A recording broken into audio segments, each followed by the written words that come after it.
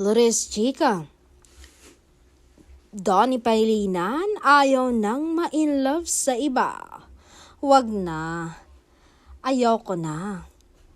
Maraming napareact matapos maging prangka itong si Donnie Pangilinan tungkol sa posibilidad na muling ma-inlove sa iba.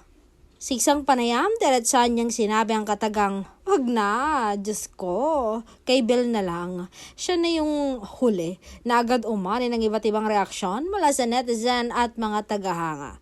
Marami ang nakakaalala sa naging makulay na journey ni Donnie sa industriya, kabila mga naging matagumpay na tambalan at mga personal na karanasang naging bahagi ng kanyang paglago bilang artista at bilang isang lalaki. Dahil dito marami ang nakakaunawa kung bakit tila mas pinipili niya na ngayong paghiwalayin ang trabaho at personal na damdamin dahil nangahanap na nga niya ang babaeng para sa kanya. Sa kasalukuyan, mas nakataon umano si Donnie sa kanyang career, passion projects, advocacy, at sa girlfriend si Bess at pagkakaroon ng mas matahimik at balansing buhay. Patuloy ito na habang tumatagal, mas natutuhan ng isang tao ang kahalagaan ng self-growth, peace of mind at pagprotekta sa sariling puso.